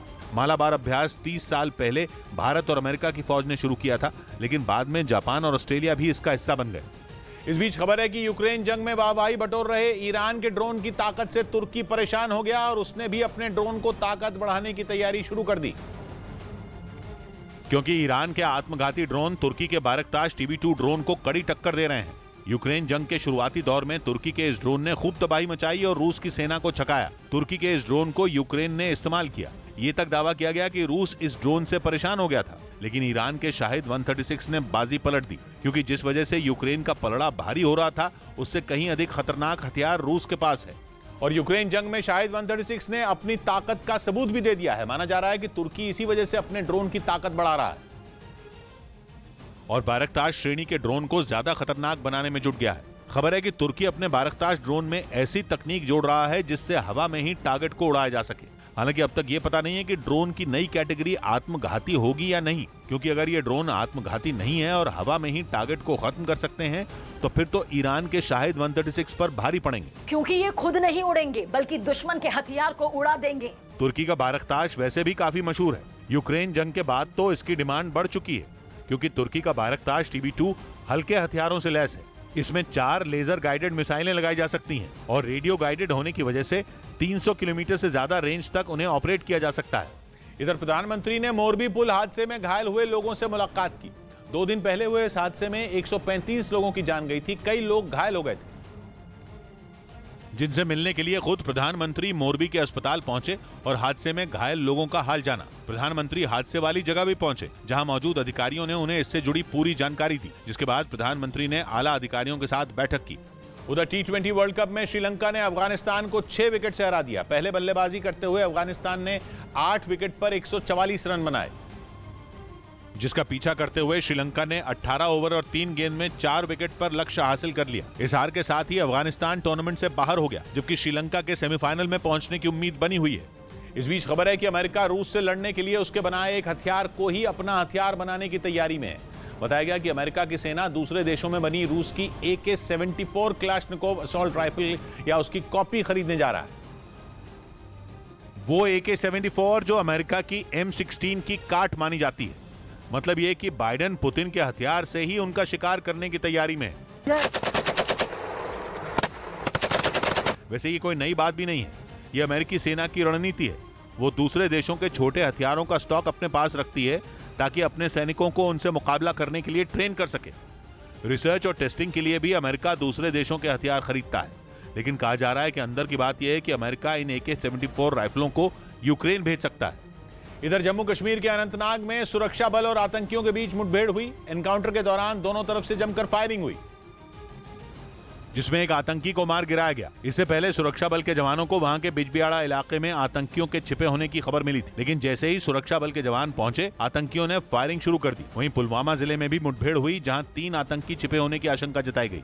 उधर वेनेजुएला की राजधानी समेत कई शहरों में लगातार हो रही बारिश की वजह से बाढ़ जैसे हालात बन गए, जिसकी वजह से हजारों घर तबाह हो गए और कई लोग लापता हो गए, जिनकी तलाश के लिए बचाव दल रेस्क्यू ऑपरेशन चला रहे हैं। बाढ़ से मची तबाही का एक वीडियो भी सामने आया, जिसमें कुछ लोग एक दूसरे का हाथ पकड़कर रास्ता पार करते नजर आए। वीडियो में कई गाड़ियां भी पानी में डूबी नजर आईं। इस बीच यूक्रेन में रूस के तेज हमलों से घबराकर उसके पड़ोसी और नेटो के सदस्य नॉर्वे ने अपनी सेना को हाई अलर्ट पर तैनात कर दिया। नॉर्वे ने अमेरिका में अपने F-35 फाइटर जेट की ट्रेनिंग भी रद्द कर दी है, ताकि अगर रूस हमला कर दे तो नॉर्वे के पास उसके लड़ाकू विमान तैयार रहें। इससे पहले यह खबर आई थी कि नॉर्वे की जासूसी कराने के लिए पुतिन ने वहां अपने ड्रोन काम पर लगाए हुए हैं, जिसके बाद से ही नॉर्वे में हड़कंप मचा है। उसी कड़ी में नॉर्वे ने अपने यहां मिलिट्री अलर्ट भी बढ़ा दिया। नॉर्वे के लिए घबराने की एक नहीं कई वजह हैं। वो रूस का पड़ोसी भी है और नेटो का सदस्य भी, और जब से रूस ने यूरोप को गैस देनी कम की है, तब से नॉर्वे यूरोपियन यूनियन को नेचुरल गैस का सबसे बड़ा एक्सपोर्टर बन चुका है। अब अगर नॉर्वे रूस की बराबरी करेगा तो रूस तो परेशान होगा ही। ऐसे में नॉर्वे ने अपनी कमर कस ली। इधर राजस्थान के मुख्यमंत्री अशोक गहलोत ने प्रधानमंत्री नरेंद्र मोदी की तारीफ की। राजस्थान में हुए एक कार्यक्रम में दोनों नेता मंच पर मौजूद थे। जब भाषण देते हुए गहलोत ने प्रधानमंत्री की तारीफ की। मोदी जाते हैं दुनिया के मुल्कों में तो कितना सम्मान मिलता है इनको। गहलोत ने भारत के मजबूत लोकतंत्र को विदेशों में मिलने वाले सम्मान की वजह बताया। नरेंद्र मोदी जी उस देश के प्रधानमंत्री हैं जो हमारे मुल्क में आए हैं, जो गांधी का देश है। राजस्थान के बांसवाड़ा में हुए इस कार्यक्रम में गुजरात और मध्य प्रदेश के सीएम भी मौजूद रहे। उधर महाराष्ट्र के अमरावती में चलती बस में अचानक आग लग गई। हादसे के दौरान बस में 35 लोग सवार थे, जिन्हें समय रहते सुरक्षित बाहर निकाल लिया गया, लेकिन बस जलकर राख हो गई। इस घटना का जो वीडियो सामने आया, उसमें बस से ऊंची ऊंची लपटों के साथ काले धुएं का गुबार उठता दिखाई दिया। हालांकि ये आग किस वजह से लगी, इसकी जानकारी अभी तक पता नहीं चल सकी। इस बीच खबर है कि उत्तर कोरिया से बढ़ते खतरे के बीच अमेरिका के 100 से ज्यादा लड़ाकू विमानों ने दक्षिण कोरिया के साथ मिलकर दम दिखाया। दोनों देशों की वायुसेनाओं ने अलग अलग आधुनिक लड़ाकू विमानों के जरिए उड़ान भरी और आसमान से जमीन पर कहर बरपाते हुए दुश्मन से निपटने का अभ्यास किया।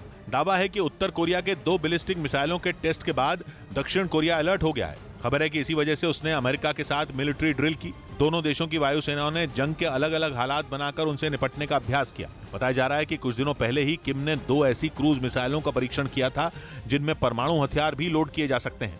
खबर है कि इसी खतरे को देखते हुए साउथ कोरिया पूरी तरह से तैयार रहना चाहता है, ताकि अगर किम उसकी तरफ आंख उठाकर भी देखें तो वो मुंह तोड़ जवाब दे सके। बताया गया कि दोनों देशों के बीच ये मिलिट्री ड्रिल 4 नवंबर तक चलेगी, जिसमें 240 से ज्यादा लड़ाकू विमान शामिल होंगे।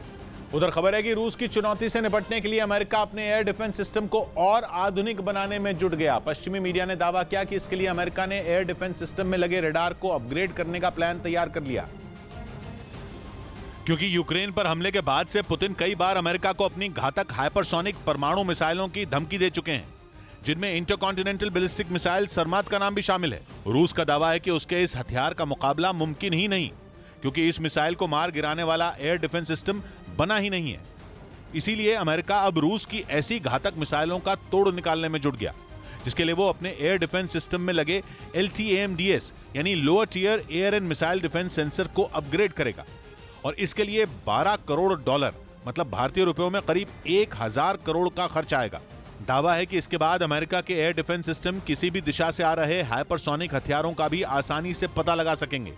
इधर कर्नाटक के चामराजनगर में वीरभद्रेश्वर मंदिर में उत्सव के दौरान श्रद्धालुओं पर रथ गिर गया, जिसकी वजह से वहां अफरा तफरी मच गई और लोग जान बचाने के लिए रथ से दूर भागते नजर आए। बताया गया कि श्रद्धालु उत्सव के दौरान रथ खींच रहे थे, तभी अचानक रथ का पहिया टूट गया और वो नीचे आ गिरा। गनीमत ये रही कि हादसे में किसी को कोई नुकसान नहीं हुआ। उधर मुंबई के पास नवी मुंबई में हॉटस्पॉट पासवर्ड विवाद में एक नाबालिग की हत्या कर दी गई।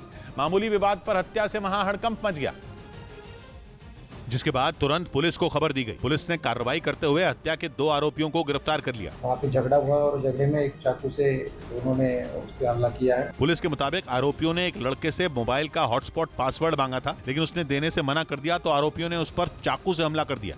इस बीच उत्तर प्रदेश के जालौन में रात को पत्थरों की बारिश से लोग दहशत में आ गए। इस दौरान कई लोगों को चोट आई और वहां खड़ी कार के शीशे टूट गए। बताया गया कि पिछले 15 दिनों से ये घटना हो रही है। अब देखो कितने में आएगा, मैं तो 15 दिन से बराबर ऐसे ही हो रहा हूँ। लोगों की शिकायत पर पुलिस मामले की जांच में जुट गई। उधर सऊदी अरब की न्यूज वेबसाइट अरब न्यूज ने दावा किया कि ईरान के ड्रोन में पश्चिमी देशों में बने पुर्जे मिले। दावा है कि इसका पर्दाफाश तब हुआ जब यूक्रेन ने एक ईरानी ड्रोन के मलबे की जांच की।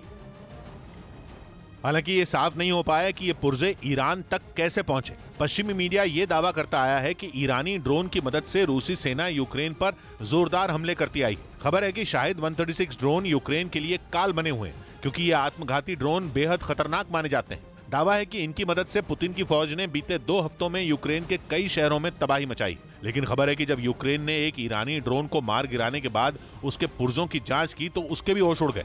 जिसके बाद दावा किया गया कि ईरानी ड्रोन शाहिद 136 के मलबे से अमेरिका और दूसरे पश्चिमी देशों के पुर्जे मिले। यूक्रेन पश्चिमी देशों से मिले हथियारों के दम पर अब तक जंग लड़ता आया है।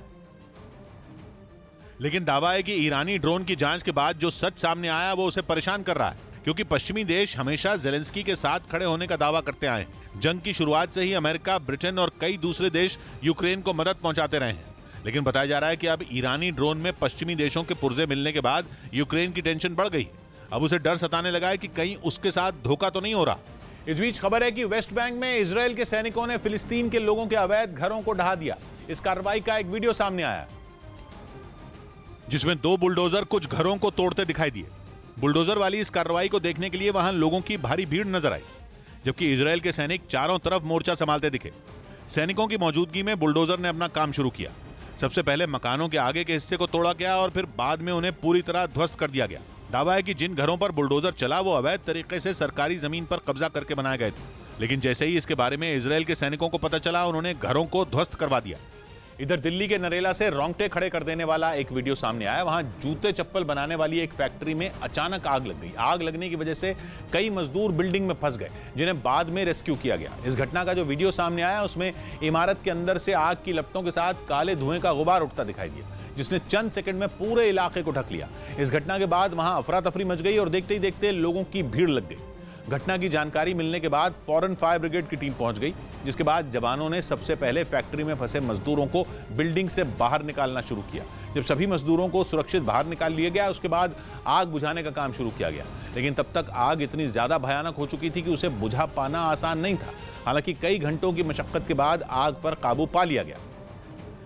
इस बीच पश्चिमी मीडिया ने दावा किया कि यूरोप के देश स्लोवेनिया से यूक्रेन को कई घातक टैंक मिले हैं। बताया गया कि यूक्रेन के राष्ट्रपति ने इन टैंकों की मांग की थी ताकि वो इनके जरिए रूसी फौज पर कहर बरपा पाएं। खबर है कि ज़ेलेंस्की की अपील और जर्मनी के कहने के बाद स्लोवेनिया ने तुरंत 28 M55S टैंक यूक्रेन भेज दिए। बताया जा रहा है कि यूक्रेन की सेना इन टैंकों का बेसब्री से इंतजार कर रही थी, क्योंकि इनके जरिए वो रूसी सेना पर भीषण हमले कर पाएगी। ये टैंक रूस के T-55 टैंक से काफी आधुनिक हैं। इनका इस्तेमाल कम ऊंचाई पर उड़ रहे विमानों को ढेर करने के लिए भी किया जा सकता है।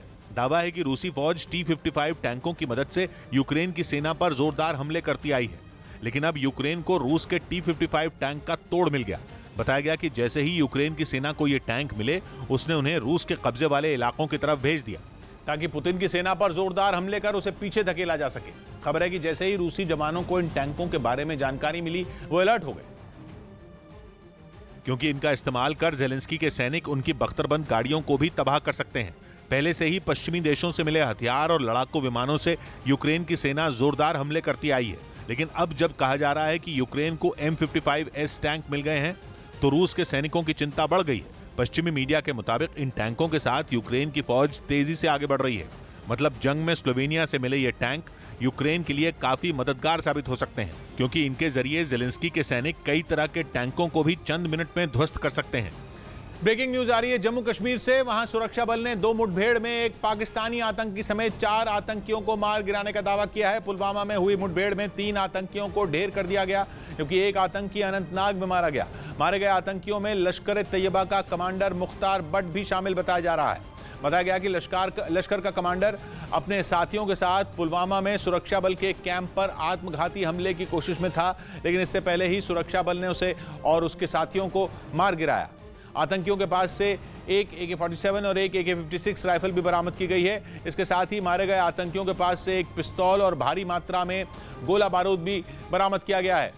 न्यूज़ 18 ने शनिवार को बता दिया था कि पाकिस्तान की खुफिया एजेंसी ISI के अधिकारी LOC पर मौजूद हैं और वो वहां से आतंकियों की घुसपैठ कराने की फिराक में हैं। उनके जरिए कश्मीर में हमले कराने की साजिश है, जिसके बाद से सेना भी अलर्ट थी और जैसे ही आतंकी दिखे वो ढेर कर दिए गए। रिफत हमारे साथ जुड़ रहे हैं। रिफत, और क्या पता चल रहा है इस पर? किशोर, जिस तरीके से आपने कहा कि 4 मिलिटेंट जो हैं 2 ऑपरेशन में मारे गए। 2 ऑपरेशन आज साउथ कश्मीर में हुए। जो पहला ऑपरेशन था वो बिजबिहारा में हुआ, उसमें 1 मिलिटेंट मारा गया, लेकिन जो शाम को ऑपरेशन हुआ उसमें 3 मिलिटेंट मारे गए। पुलिस का कहना है कि मुख्तार भट्ट टॉप कमांडर था लश्कर का, वो भी मारा गया। उसके साथ में एक और पाकिस्तानी मिलिटेंट और एक लोकल मिलिटेंट मारा गया। लेकिन पुलिस ने एक बड़ा खुलासा ये किया है कि ये तीनों जो है एक बड़ा आतंकी हमला जो है वो करने का मंसूबा बना रहे थे, यानी फिदाइन अटैक करने का जो है मंसूबा बना रहे थे। तो फिलहाल बड़ी खबर यही है, पुलिस ने कंफर्म कर दिया है कि ये तीनों मिलिटेंट जो है वो एक फिदाइन हमला करने का मंसूबा बना रहे थे। किशोर, शुक्रिया रिफत आपका।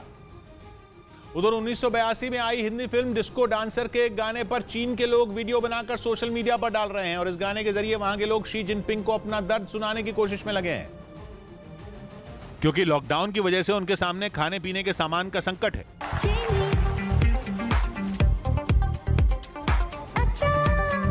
इसलिए जिमी जिमी गाना लॉकडाउन से बेहाल वुहान में लोगों के लिए थीम सॉन्ग बना हुआ है।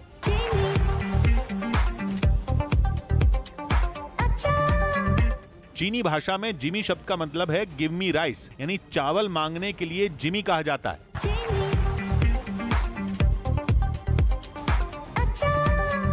चीन की महिलाओं ने ऐसे वीडियो बनाए हैं जिनमें खाली बर्तन दिखाते हुए वो जिमी जिमी गाती दिखी।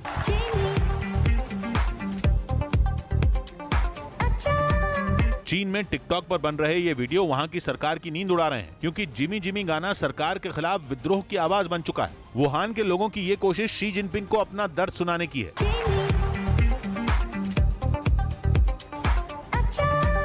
40 साल पहले आए मिथुन की फिल्म डिस्को डांसर के गाने केवल चीन ही नहीं बल्कि पूरे दक्षिण पूर्व एशिया में हिट हुए थे। इस बीच यूक्रेन की सेना ने रूस के हेलीकॉप्टर को मार गिराने का दावा किया। यूक्रेन ने आरोप लगाया कि रूस का मी-8 हेलीकॉप्टर उसके रिहायशी इलाके में घुसने की कोशिश कर रहा था, जिसे उसकी सेना ने मिसाइल से हमला कर तबाह कर दिया। यूक्रेन की तरफ से इस हमले का एक वीडियो भी जारी किया गया, जिसमें आसमान में एक हेलीकॉप्टर उड़ता दिखाई दिया, जो इस बात से बिल्कुल बेखबर था कि दुश्मन की नजर उसी पर है। जैसे ही वो हमले के लिए आगे बढ़ा, यूक्रेन की फौज ने मिसाइल दाग दी, जो सीधे जाकर आसमान में उड़ रहे मी-8 हेलीकॉप्टर से टकरा गई, जिसके बाद धमाके से उसमें आग लग गई। हालांकि इस दौरान हेलीकॉप्टर को लैंड कराने की कोशिश की गई, लेकिन आग इतनी भयानक हो चुकी थी कि हेलीकॉप्टर जमीन पर आ गिरा, जिसकी वजह से उसके परखचे उड़ गए। यूक्रेन ने दावा किया कि इस हमले में रूस के कई सैनिकों की मौत भी हो गई। इधर हिमाचल प्रदेश की राजधानी शिमला से दिल दहला देने वाला एक वीडियो सामने आया। वहां एक तेज रफ्तार कार ने सड़क पार कर रहे एक आदमी को टक्कर मार दी और पूरी घटना वहां लगे सीसीटीवी कैमरे में रिकॉर्ड हुई, जिसमें सड़क पार करने की कोशिश कर रहे आदमी को एक बेकाबू कार जोरदार टक्कर मारती दिखी। इस घटना का जो वीडियो सामने आया उसमें वो आदमी सामान लेकर सड़क के दूसरी तरफ मौजूद अपनी दुकान की तरफ जाता नजर आया, लेकिन जैसे ही वो सड़क पार करने के लिए आगे बढ़ा, सफेद रंग की एक तेज रफ्तार कार ने उसे उड़ा दिया। टक्कर इतनी जबरदस्त थी कि वो आदमी पहले हवा में उछला और फिर उसी कार के अगले हिस्से से टकराकर सड़क पर आ गिरा, जिसके बाद वो बेकाबू कार उसे रौंदते हुए वहां से निकल गई। कार की टक्कर की वजह से मौके पर ही उस आदमी की मौत हो गई। हालांकि इस हादसे के बाद लोगों ने कार के ड्राइवर को पकड़ लिया और उसे पुलिस के हवाले कर दिया। उधर ब्राजील के रियो डी जेनेरो से हैरान कर देने वाला एक वीडियो सामने आया। वहां एक बाजार में अचानक आग लग गई। हालांकि गनीमत यह रही कि किसी को कोई नुकसान नहीं पहुंचा। इस घटना का जो वीडियो सामने आया उसमें बाजार में मौजूद दुकानों में आग की ऊंची ऊंची लपटें उठती दिखाई दी, जिसे देख वहां लोगों की भीड़ इकट्ठा हो गई। घटना की जानकारी मिलने के बाद वहां फायर ब्रिगेड की टीम पहुंच गई, जिसके बाद आग बुझाने का काम शुरू किया गया। आग बुझाने के लिए दमकल कर्मियों ने पानी की बौछार शुरू कर दी। कई घंटे की मेहनत के बाद आग को बुझा लिया गया। अब हथेली न पसारी जाए, अब हथेली न पसारी जाए, धार पर्वत से उतारी जाए। सौबात की एक बात कही विराट ने, अब वो माहौल बनाओ चल के प्यास तक जल की सवारी जाए। मिलते हैं कल, घड़ी जब इशारा करेगी 9 बजे रात का वक्त फिर होगा 100 बात की एक बात का।